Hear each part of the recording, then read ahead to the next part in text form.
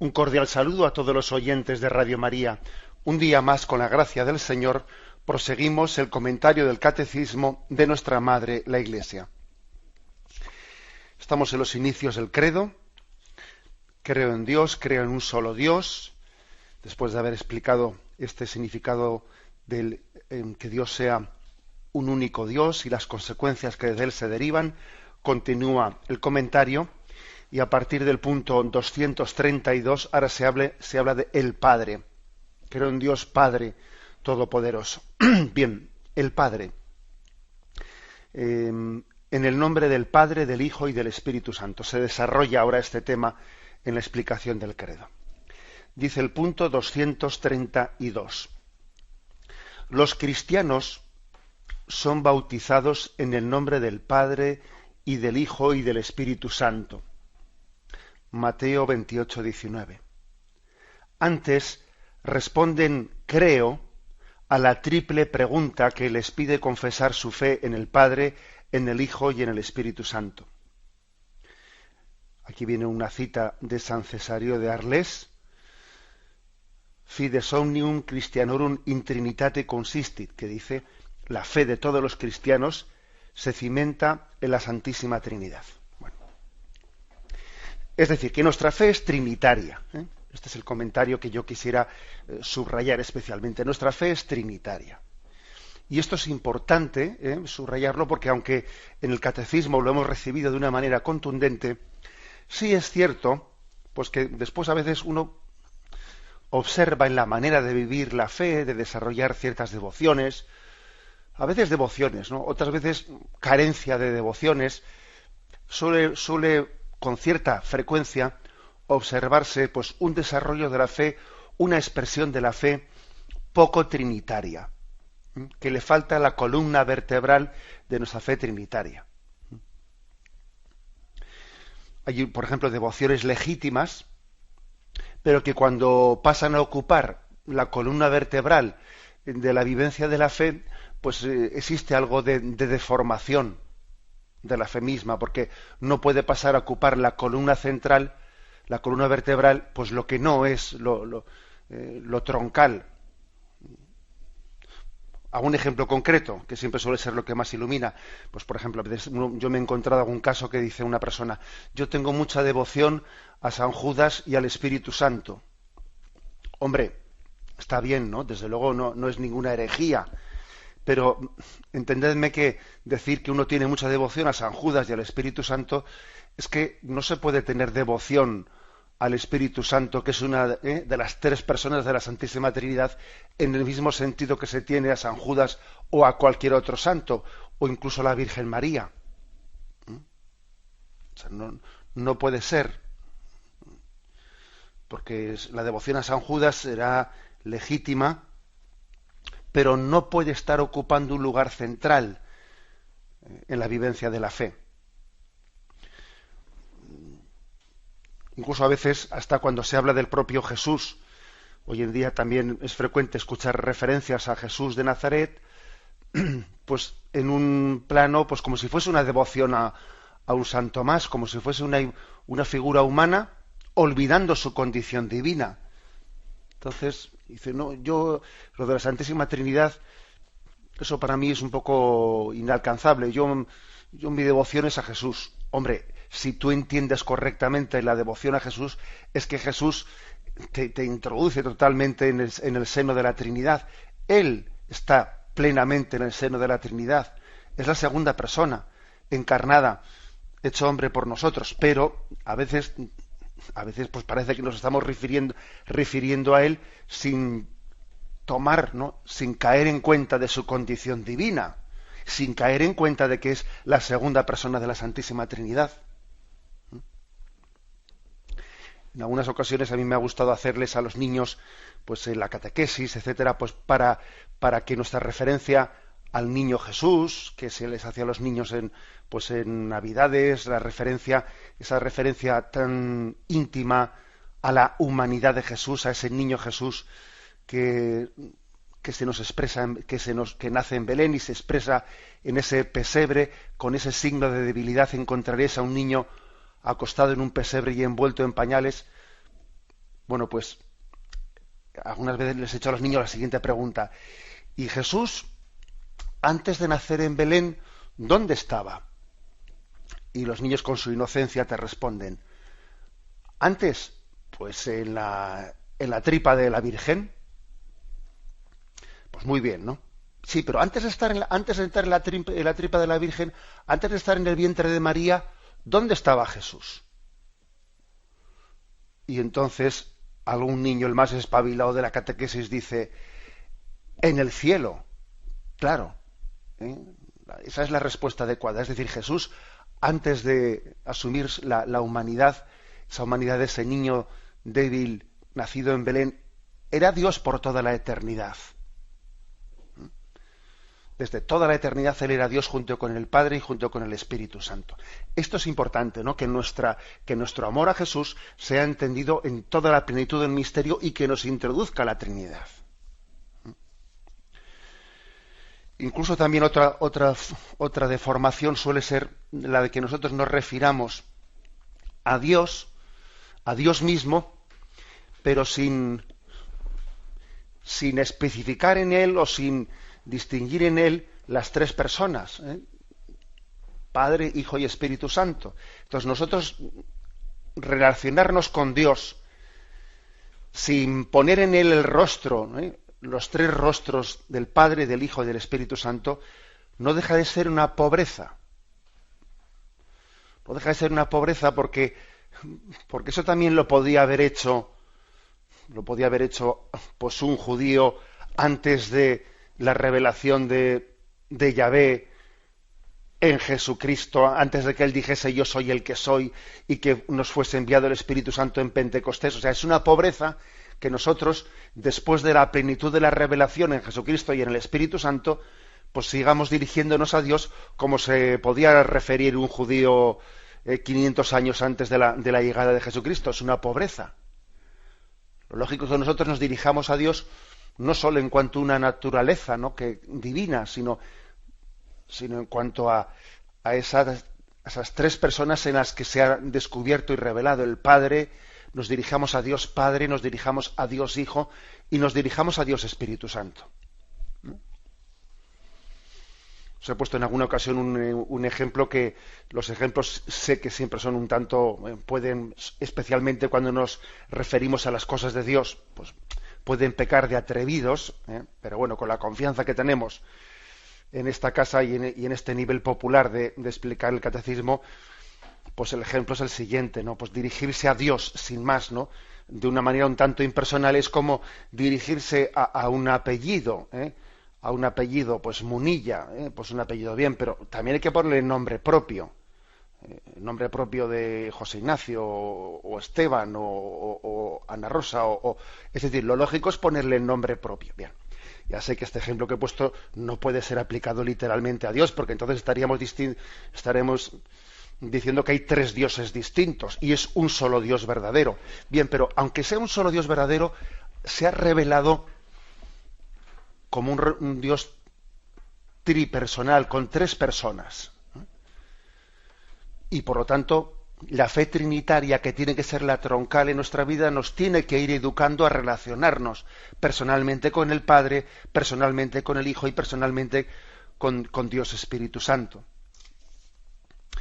Bien, esta es la primera afirmación, del punto primero, es decir, somos bautizados en el nombre del Padre, del Hijo y del Espíritu Santo, y nuestra fe se cimenta en la Santísima Trinidad. Pasamos al siguiente punto, el 233. Los cristianos son bautizados en el nombre del Padre y del Hijo y del Espíritu Santo, y no en los nombres de estos.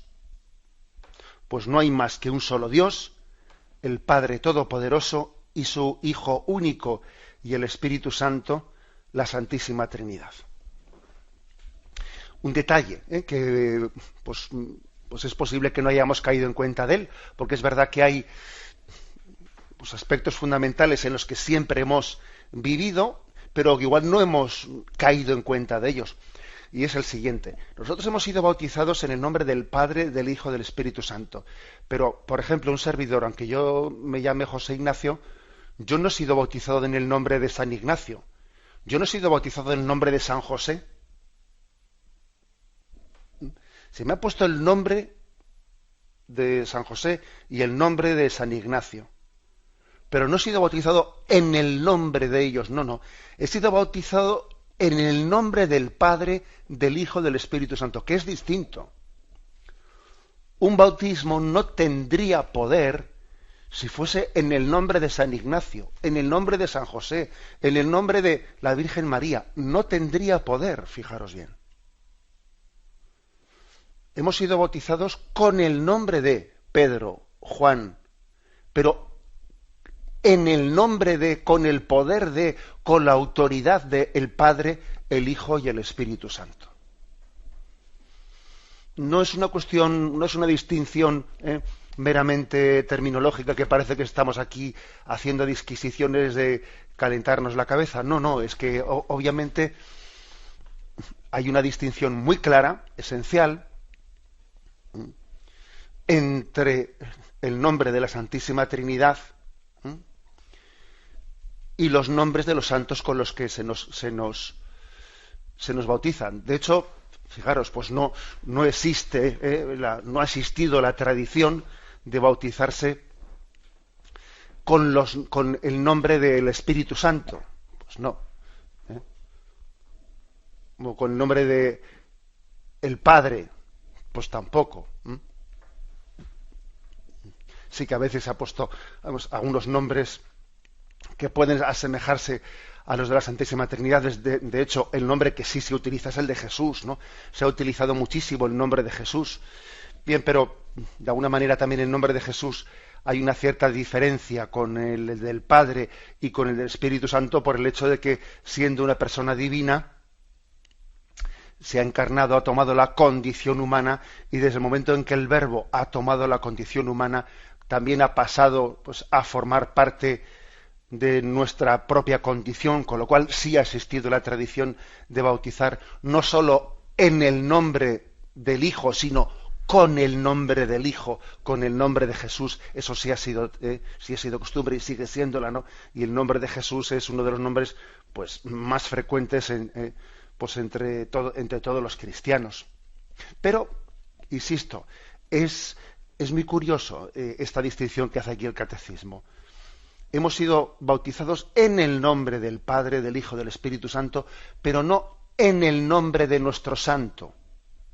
Con el nombre de nuestro santo, sí, pero no con su autoridad, no con su poder, con el poder del Padre, del Hijo y del Espíritu Santo. Esta distinción es muy importante, pues, para que nos demos cuenta de que, bueno, pues a veces, por ejemplo, el mundo protestante le ha acusado al mundo católico de tener pues unas devociones que están quitando el puesto a la fe trinitaria, como si la fe trinitaria pues hubiese sido considerada como una devoción más, y parece que la devoción a los santos está ocupando el lugar que tenía que ocupar nuestra adhesión y nuestro amor troncal. No solamente a Dios damos la gloria. Bueno, pues obviamente para que esa acusación no sea, no tenga ningún elemento de verdad, tenemos que tener en cuenta esta distinción entre ser bautizados en el nombre del Padre, del Hijo y del Espíritu Santo, y ser bautizados con el nombre de los santos. Pero, sin embargo, tenemos claro que es la autoridad y es el envío del Padre que envía a Jesucristo, y es Jesucristo el que envía a la Iglesia con el poder del Espíritu Santo para bautizar. Sería inválido un sacramento, un bautismo, que no fuese realizado en el nombre del Padre y del Hijo y del Espíritu Santo. Cuando hemos explicado el sacramento del bautismo, aquí en el Catecismo, pues recuerdo que hemos llegado a poner, hablando de la validez del sacramento, hemos llegado a poner hasta casos extremos que también la casuística canónico-sacramental también aborda. Por ejemplo, ¿sería válido el sacramento del bautismo pues en un caso extremo en el que no hay ningún sacerdote para bautizar incluso no hay ningún bautizado para bautizar, ¿no? Y alguien que pide el bautismo y no tiene junto a él, no digo ya ningún sacerdote, si no tiene ningún cristiano junto a él y le pide a alguien que no es cristiano que le bautice a él, ¿eh? Y si él le bautiza en el nombre del Padre, del Hijo, del Espíritu Santo, correctamente, ¿es válido ese sacramento? Y respondíamos, sí, sí es válido. Y sin embargo, pues si nosotros realizamos un bautismo, por mucho que el que lo realice sea un sacerdote, pero si bautiza pues incorrectamente, en vez de bautizar en el nombre del Padre, del Hijo y del Espíritu Santo, se le ocurre hacer un bautismo sui generis en el que pues esté diciendo yo te bautizo en el nombre de, bueno, y se le ocurre a él formular las palabras que él quiera en vez de en el nombre del Padre, del Hijo y del Espíritu Santo, pues no es válido ese sacramento, por mucho que el que lo haya celebrado sea un sacerdote. Es decir, que es sustancial para la validez del sacramento del bautismo tener en cuenta que lo realizamos en el nombre por mandato de Jesucristo y en el nombre del Padre, del Hijo y del Espíritu Santo. Bien, tenemos un momento de un cordial saludo a todos los oyentes de Radio María. Un día más, con la gracia del Señor, proseguimos el comentario del Catecismo de nuestra Madre, la Iglesia. Estamos en los inicios del credo. Creo en Dios, creo en un solo Dios. Después de haber explicado este significado del que Dios sea un único Dios y las consecuencias que de él se derivan, continúa el comentario y a partir del punto 232 ahora se habla de el Padre. Creo en Dios Padre Todopoderoso. Bien, el Padre. En el nombre del Padre, del Hijo y del Espíritu Santo. Se desarrolla ahora este tema en la explicación del credo. Dice el punto 232. Los cristianos son bautizados en el nombre del Padre y del Hijo y del Espíritu Santo. Mateo 28, 19. Antes responden creo a la triple pregunta que les pide confesar su fe en el Padre, en el Hijo y en el Espíritu Santo. Aquí viene una cita de San Cesario de Arles. Fides omnium Christianorum in Trinitate consistit, que dice, la fe de todos los cristianos se cimenta en la Santísima Trinidad. Bueno. Es decir, que nuestra fe es trinitaria. Este es el comentario que yo quisiera subrayar especialmente. Nuestra fe es trinitaria.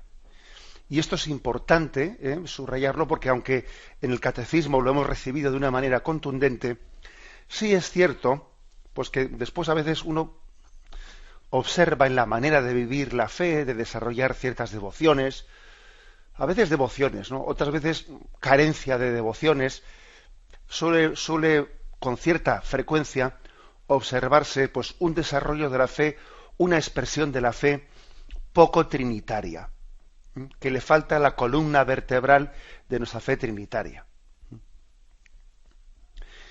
Hay, por ejemplo, devociones legítimas, pero que cuando pasan a ocupar la columna vertebral de la vivencia de la fe, pues existe algo de deformación de la fe misma, porque no puede pasar a ocupar la columna central, la columna vertebral, pues lo que no es lo troncal. Hago un ejemplo concreto, que siempre suele ser lo que más ilumina. Pues, por ejemplo, yo me he encontrado algún caso que dice una persona, yo tengo mucha devoción a San Judas y al Espíritu Santo.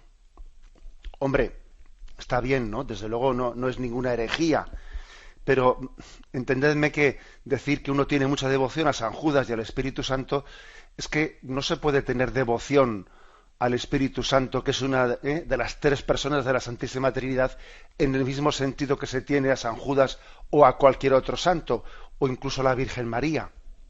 O sea, no puede ser, porque la devoción a San Judas será legítima, pero no puede estar ocupando un lugar central en la vivencia de la fe. De las obras que él hizo, sino de Dios en sí mismo. Después podemos hablar de que Dios creó el mundo, de que Dios lo redimió, de que envió a su Hijo. Bien, pero antes de hablar de eso, obviamente, tendremos que decir que Dios es, y es infinito, y es todopoderoso, y existe desde siempre, es eterno, y es Padre, Hijo y Espíritu Santo. Antes de hablar de cómo le hemos conocido y cómo se ha revelado y cuáles son sus obras, antes de eso hay que afirmar su existencia, obviamente. Hay un término que se utiliza aquí, que es el término de jerarquía de las verdades de fe. Es la enseñanza más fundamental y esencial en la jerarquía de las verdades de fe. ¿Qué es esto de la jerarquía de las verdades de fe? En el decreto Unitatis Redintegratio, que es el decreto del Concilio Vaticano II sobre ecumenismo, el número 11 se utilizó este término, el término de la jerarquía de las verdades de fe. Lo voy a leer. En ningún caso debe ser obstáculo para el diálogo con los hermanos del sistema de exposición de la fe católica. Es totalmente necesario que se exponga con claridad toda la doctrina. Nada es tan ajeno al ecumenismo como el falso irenismo, que pretendiera desvirtuar la pureza de la doctrina católica y oscurecer su genuino y verdadero sentido. La fe católica hay que exponerla al mismo tiempo con más profundidad y con más rectitud, para que tanto por la forma como por las palabras pueda ser cabalmente comprendida también por los hermanos separados. Finalmente, en el diálogo ecuménico, los teólogos católicos, bien imbuidos de la doctrina de la Iglesia, al tratar con los hermanos separados de investigar los divinos misterios, deben procurar, con amor a la verdad, con caridad y con humildad, al confrontar las doctrinas, no olviden que hay un orden o jerarquía de las verdades en la doctrina católica, por ser diversa su conexión con el fundamento de la fe cristiana. De esta forma se preparará el camino por donde todos se estimulen a proseguir con esta fraterna emulación hacia un conocimiento más profundo y una exposición más clara de las incalculables riquezas de Cristo. Es decir, traduciendo a un lenguaje directo, que cuando nosotros hablamos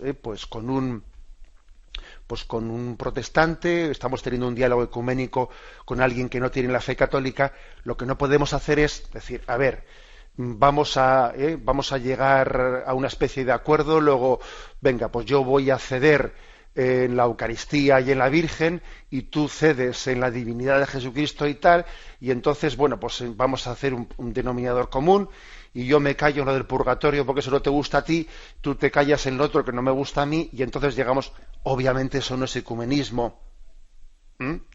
Eso no es posible, es decir, yo no puedo estar regateando la fe para llegar a un acuerdo con el otro. La fe es un todo, la fe es un conjunto. Bien, pero al mismo tiempo dice este punto de este decreto del Concilio Vaticano II, también es verdad que cuando entramos en diálogo con ello, con alguien que no es católico, hay una jerarquía en las verdades de fe. Hay una jerarquía. Entonces, no es que haya cosas con importancia y cosas sin importancia, ojo, todo tiene importancia en las cuestiones de la fe, pero es verdad que algunas cosas se derivan de las otras. Pues, por ejemplo, a ver, que en la jerarquía de las verdades de fe, ¿qué es primero? ¿La resurrección de Jesucristo o la Eucaristía? No sé qué estaréis pensando, pero obviamente la respuesta correcta es la resurrección de Jesucristo, porque si Cristo no hubiese resucitado, la Eucaristía no sería recibir al Cristo vivo, sería pues una mera memoria, un rito, pero en el que no se actualizaría, no se estaba actualizando el sacrificio de Cristo y recibiéndole a Él vivo, presente. Luego hay una jerarquía en las verdades divinas. Y esto tiene su importancia a la hora de entrar en un diálogo ecuménico o incluso a la hora de hacer catequesis, porque si yo estoy alguien, no digo ya que sea alguien que tenga otra confesión, sino alguien que yo estoy catequizando, pues un católico, pero que está muy alejado de la fe, a la hora de explicarle las realidades de la fe, tiene su importancia el explicárselas en un orden jerárquico. Y como digo, no estamos diciendo, ni mucho menos, no estamos diciendo que pues que haya verdades que se puedan dejar en el tintero, porque al fin y al cabo no son tan... No, en el tintero no podemos ni debemos dejar nada en el tintero, pero sí tiene que haber un orden en la exposición. Esta expresión de la jerarquía de las verdades de fe es una expresión nueva del Concilio Vaticano II. Antes no se había utilizado esta expresión, pero no quiere decir que, aunque la expresión, la jerarquía en las verdades de la fe, antes del concilio no se había utilizado, sin embargo, el concepto sí que existía. Sí que existía. Bueno, pues fue en el Concilio Vaticano II, el arzobispo Pangracio, en concreto, fue el que en una de las sesiones del Vaticano II introdujo por primera vez este tema. Y luego al final fue el cardenal Kenning, uno de los padres conciliares, pues que fue más activo. Dijo el cardenal Kenning, dice, al comparar las doctrinas, recuerden los teólogos católicos que existe un orden o jerarquía en las verdades de la doctrina católica, ya que es distinto el enlace de tales verdades con el fundamento de la fe cristiana. Bueno, este es el contexto en el que se afirmó. Pero también tenemos un comentario escrito por Pío XI, que decía así: no es en modo alguno lícito usar la distinción que algunos han considerado adecuado introducir entre los artículos de fe que son fundamentales y los que no son fundamentales, como ellos dicen, como si los primeros hubiesen de ser aceptados todos y los segundos pudieran dejarse al libre asentimiento de los fieles, porque la virtud sobrenatural de la fe tiene una causa formal, a saber, la autoridad de Dios que se revela, y ésta no admite tal distinción. Y aquí concluye que creemos en la misma fe, en la Inmaculada Concepción, en la Trinidad, en la Encarnación y en la infalibilidad del Papa, como la definió el Vaticano I. Es decir, vamos a ver, ¿qué verdad es más definitiva? O sea, jerárquicamente, ¿qué verdad es primera? ¿La encarnación de Dios, la segunda persona de la Santísima Trinidad, la encarnación, o el primado de Pedro y la infalibilidad del Papa? Obviamente lo primero, porque gracias a que Dios se hizo hombre, él, pues en su revelación convocó a los apóstoles y le dijo a Pedro: tú eres Pedro, sobre esta piedra edificaré mi iglesia y el poder del infierno no la derrotará. Yo estaré contigo, Pedro, confirma a mis hermanos. Es decir, gracias a la encarnación de la segunda persona de la Santísima Trinidad, Jesús entrega su poder y su autoridad a los apóstoles. Luego, es una verdad primera, jerárquicamente es prioritaria, la de la encarnación de Dios en nosotros. De ahí se deriva luego la eclesiología, porque Cristo se encarnó y convocó a su iglesia y le dio autoridad, le dio poder. Ahora bien, ¿eso qué quiere decir? Que hay verdades fundamentales y verdades que no son fundamentales, y las que no son fundamentales se pueden creer optativamente y las primeras son para creer obligatoriamente. No.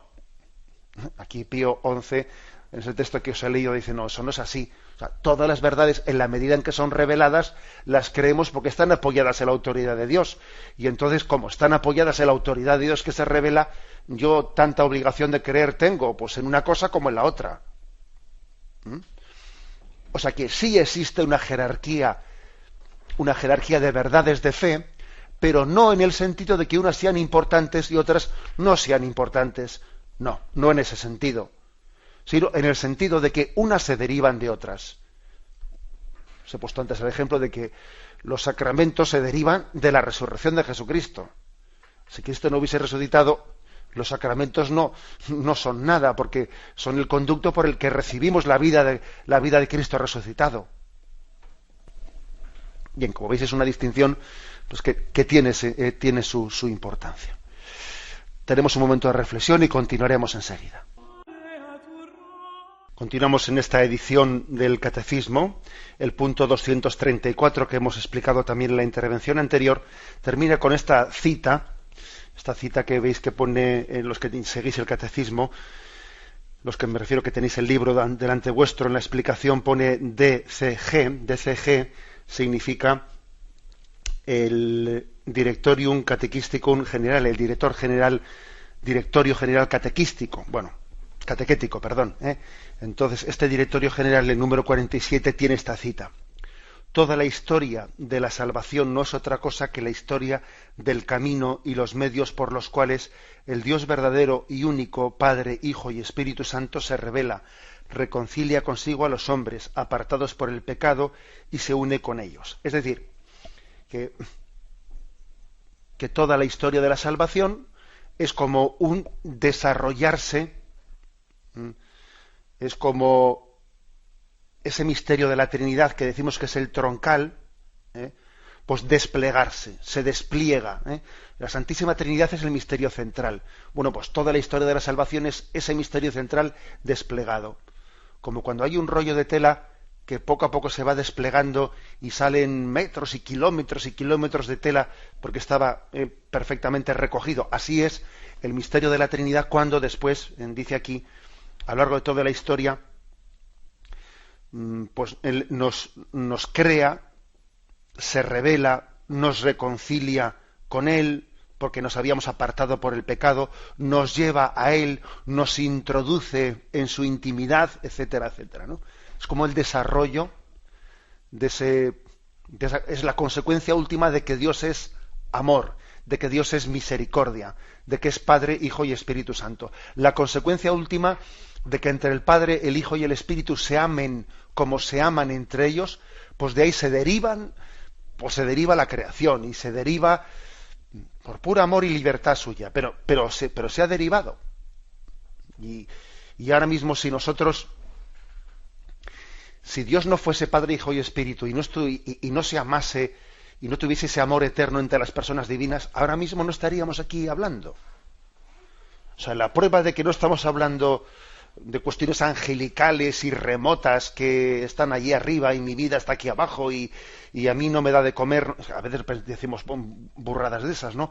A mí la Trinidad no me da de comer y cosas por el estilo. No, perdona, mira, la prueba de que ese misterio aparentemente místico y equivocadamente desconectado, que no está desconectado, ¿no?, de nuestra vida, la prueba de que no es algo abstracto es que si Dios no fuese así como es, ahora mismo nosotros ni estaríamos aquí, ni estaríamos hablando, ni existiríamos, ni nada por el estilo. O sea que el misterio de la Santísima Trinidad se ha desplegado después en toda la obra del mundo y en la obra de la salvación. Y si yo ahora mismo voy camino del trabajo, es porque el trabajo del hombre está prolongando la creación del mundo. Dios nos dijo: creced, multiplicaos, dominad la tierra. Luego, si yo ahora mismo voy a fichar al trabajo, según ahora estoy escuchando el catecismo, que me quede claro que es por la prolongación del misterio de la Santísima Trinidad. Fijaros si tiene fuerza esto que estamos diciendo. Damos paso al siguiente punto, el 235. En este párrafo se expondrá brevemente de qué manera es revelado el misterio de la bienaventurada Trinidad. 1. ¿Cómo la Iglesia ha formulado la doctrina de la fe sobre este misterio? 2. Y finalmente, cómo, por las misiones divinas del Hijo y del Espíritu Santo, Dios Padre realiza su designio amoroso de creación, de redención y de santificación. 3. O sea que en este punto 235 se nos explica cómo se va a subdividir la explicación del misterio de la Trinidad. Primero, de qué manera es revelado, o sea, de qué manera se revela la Trinidad. Segundo, cómo la Iglesia ha formulado la fe sobre este misterio. Y en tercer lugar, pues cómo las misiones divinas, o sea, cómo el envío del Hijo y cómo el envío del Espíritu Santo han realizado el designio del plan amoroso de Dios, que es creación, redención y santificación. Creación, redención y santificación. Estas tres, yo creo que sería importante que los oyentes del programa os quedaseis en vuestro corazón con esta triple distinción, que vais a ver que luego los próximos programas los vamos a desarrollar. Creación, redención y santificación. Son como las tres etapas del designio salvífico de Dios. La primera, creación. Dios nos ha salvado primero creándonos. Es como si nos hubiese rescatado de la nada. O sea, la primera salvación es crearte. Eso ya es una salvación. Existir, ¿no? Existir ya es maravilloso y es fruto del amor. Por eso el no apreciar la vida, el no amar la vida, el vivir desesperado, eso ya es una auténtica, si me permitís, blasfemia. Como una blasfemia existencial, quiero decir. Porque la propia existencia ya es fruto del amor de Dios. Primero, creación. Segundo, redención. Es que nosotros hemos sido criaturas que nos hemos rebelado contra el Creador. Ha sido un drama, que casi desde el mismo momento en que éramos creados, ya nos estábamos rebelando frente al Creador, lo cual es una barbaridad, ¿no? Que la criatura se rebele contra el Creador. Es una barbaridad. Y entonces nos ha puesto en situación de enemistad con Dios. Y Dios, teniendo infinita misericordia de nosotros, pues ha llevado a cabo la redención, que es la reconciliación. Nos ha reconciliado por su Hijo. O sea, por lo tanto, primero, creación. Segundo, redención. ¿Y qué es más, la creación o la redención? Pues todavía es más la redención que la creación. Lo segundo es más que lo primero, porque una cosa es haber sido creado, pero otra cosa es haber sido rescatado por la segunda persona de la Santísima Trinidad, que ha venido a nosotros y ha asumido nuestra carne humana para poder rescatarnos. Y en tercer lugar, creación, redención, santificación. Y la santificación es la obra que lleva adelante el Espíritu Santo, la santificación, que es que nosotros nos apropiemos de esa redención que Cristo ha ofrecido a toda la humanidad, ¿no? Que una cosa es que Cristo muera por la salvación de todos, y otra cosa es que yo ahora personalmente abra mi corazón para acoger esa salvación que Cristo nos ofrece con su muerte redentora.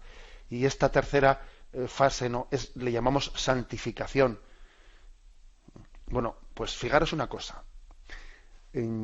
Sería una buena conclusión, ¿no?, después de haber tenido una catequesis trinitaria como lo que hemos tenido hoy, que nos quedásemos en nuestro corazón habiendo grabado estos tres aspectos, ¿no? O sea, la Santísima Trinidad, Padre, Hijo y Espíritu Santo, en su misterio infinito se han desplegado, se han expresado mediante estas tres son ellos, Padre, Hijo y Espíritu Santo, y tres han sido las acciones salvíficas hacia nosotros: la creación, la redención y la santificación.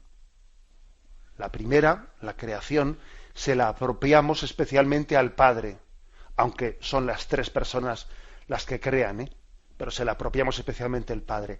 La segunda, la redención, se la aplicamos especialmente a la segunda persona, a Jesucristo, al Verbo hecho carne, aunque obviamente son las tres personas las que nos redimen. Y la tercera obra, la de la santificación, se la apropiamos especialmente al Espíritu Santo, aunque obviamente son las tres personas las que nos santifican. Bien, pues como veis es una hermosa conclusión. Tres personas en la Santísima Trinidad y en ellas hemos nacido, en ellas hemos sido, en su nombre hemos sido bautizados y hemos conocido el despliegue de ese amor que se revela y se descubre en esta triple acción, la de la creación, la de la redención y la de la santificación. Lo dejamos aquí y damos paso a la intervención de los oyentes. Podéis llamar para formular vuestras preguntas al teléfono 917-107-700. 917-107-700. Escuchan el programa Catecismo de la Iglesia Católica con Monseñor José Ignacio Munilla. Sí, buenos días. ¿Con quién le hablamos? Hola, buenos días, monseñor. Adelante. Soy Paqui. Adelante. Mire, para mí es una cuestión importante. Yo le llamo niño Dios al niño en el pesebre. Luego le llamo el niño Jesús cuando lo presentan en el templo, y luego Jesús, en fin. Es importante si esta terminología es adecuada, porque Emmanuel con nosotros, Dios con nosotros, ¿no? De acuerdo, pues mire, pues yo le diría que sí, sin duda alguna. El hecho de que usted se dirija a él, se puede dirigir como el niño Dios, como el niño en el templo, como el Jesús adolescente, al que pocas veces no solemos dirigir como el Jesús adolescente, obviamente el Jesús, el hombre maduro que comienza su vida pública, etcétera. Bueno, es perfectamente correcto el que nos dirijamos a Jesús en las distintas etapas de su vida. Ya sabemos que ahora Él está glorificado, está a la derecha del Padre, pero el hecho de que con Jesús tengamos una relación personal también, evocando los distintos momentos de su vida ante nosotros, es correcto. Hombre, lo que hay que salvar obviamente es decir que estamos hablando con la misma persona. Es la misma persona la que es ese niño, la que es ese adolescente, ese joven, y ese Cristo glorioso que está ahora sentado a la derecha del Padre. Es la misma persona, pero es perfectamente, iba a decir viable, pero es perfectamente incluso conveniente el que nosotros también mantengamos una devoción y un amor a Cristo contemplándole en distintos momentos de su vida. Él es el Manuel, es el Dios con nosotros. Lo que sí que es cierto es que en este momento a Jesús nosotros no nos podemos dirigir a Él como si no estuviese encarnado. Por ejemplo, uno ahora no le reza a la segunda persona, al Verbo, antes de encarnarse. No, eso no lo hace, porque Él ya está encarnado por toda la eternidad. Entonces se dirige al Verbo encarnado. Aunque se lo imagine en su etapa de infancia, cuando incluso en el primer momento en que María le lleva en su seno, o cuando María le está amamantando, etcétera, pero ya tiene una relación con el Verbo encarnado. Damos paso a un siguiente oyente. Buenos días. Buenos días, sí, monseñor. Mire, me agradaría que me corrigiera en esto que le voy a decir. Yo veo a Dios Padre y me causa una gran ternura. A Dios Hijo, mi amigo amado, sin el cual no podría vivir. Y a Dios Espíritu Santo, para mí es la fuerza viva, es el aliento del Padre, que ese amor que Dios tiene hacia el hombre, ese es el Espíritu amado que nos envía, que en sí es una persona más de la Trinidad, claro, que lo veo así. Me gustaría que me dijera si lo tengo bien encauzado o si me estoy equivocada. Está perfectamente cauzado, no hay nada que corregir, sino todo lo contrario. Es decir, que ha sido usted bien educada en esa fe trinitaria. Dice usted que ve en el Padre el reflejo de la ternura, es la piedad filial, la que intuye al Padre, pues y le conoce como la pura misericordia, la paternidad. Por eso lo que surge en nosotros son sentimientos de piedad filial ante la paternidad de Dios Padre.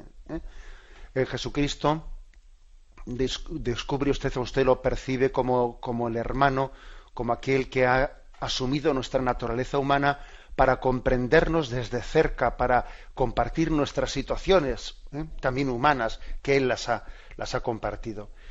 Y en el Espíritu Santo percibe usted el aliento consolador de Dios, el aliento que da vida, que nos llena de fuerza, de energía, de luz, de discernimiento. Yo creo que está perfectamente entendido y creo que es una buena catequesis la de aprender o enseñarnos, enseñarnos mutuamente a relacionarnos bajo estas características, con cada una de las tres personas divinas. Damos paso a un siguiente oyente. Buenos días. Buenos días, monseñor. Adelante, lo Mire, escuchamos. es que echo mucho de menos, soy catequista, y echo mucho de menos que a los niños de primera comunión no se les hable de la Santísima Trinidad, porque tengo hecho una estadística y pregunto a los niños, ¿quién es la Santísima Trinidad? No sé. Yo creo que se debía de hacer un poquito de hincapié. Yo a los míos siempre les digo, mira, son tres personas distintas, iguales en perfección, Padre, Hijo, Espíritu Santo. Hijo mío, no hay más que un solo Dios. Yo les pregunto, ¿quién sabrá más, el Padre o el Hijo? Y le contestan, es que son iguales en perfección. O sea, yo echo de menos eso, monseñor. Pues sí, yo creo que también es cierto que es importante el que busquemos métodos pedagógicos para que los niños se asomen a ese misterio de la Santísima Trinidad. Antes yo he puesto ese ejemplo de esa pregunta al niño, ¿y dónde estaba Jesús antes de nacer en Belén?